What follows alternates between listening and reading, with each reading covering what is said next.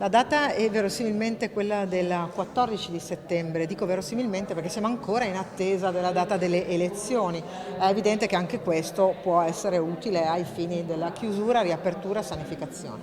La data ufficiale di riapertura delle scuole ancora non c'è, ma il Veneto è pronto a riaprire gli istituti secondo le nuove modalità anticontagio. Lo fa offrendo un manuale operativo per la ripartenza, suggerimenti e soluzioni pratiche da utilizzare in massima libertà e autonomia per tornare sui banchi in sicurezza. Avremo bisogno di un aumento generalizzato, soprattutto di collaboratori scolastici, perché tutte le scuole hanno la necessità di intensificare le attività di pulizia dei locali e di anche vigilanza dei ragazzi per il rispetto delle norme, di sicurezza.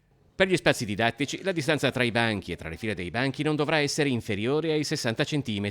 Le aule avranno quindi una capienza limitata che si prevede potrebbe causare qualche problema per le prime classi delle secondarie superiori delle città capoluogo, dove si contano anche 27 o 28 alunni e dove in casi estremi potrebbe tornare la didattica a distanza.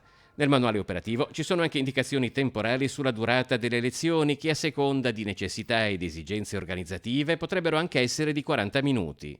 Dimostriamo ancora una volta che in Veneto noi si collabora con l'ufficio scolastico regionale, ma per il bene dei nostri ragazzi. Io ho sempre detto che le scuole andavano riaperte, che bisognava anche pensare di riaprirle addirittura a giugno. Noi abbiamo mandato le scuole della formazione professionale dicendo si può fare e oggi lo facciamo dando una sorta di cassetta per gli attrezzi per tutte le scuole in modo che possano riaprire con serenità.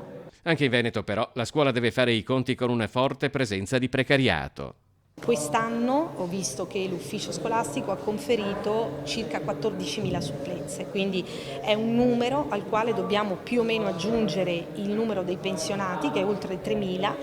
Le nomine in ruolo non credo che saranno un numero soddisfacente, vediamo cosa la procedura di call veloce, cioè la possibilità di attingere alle graduatorie di altre regioni ci darà, ma comunque credo che il numero di precari sarà ancora alto.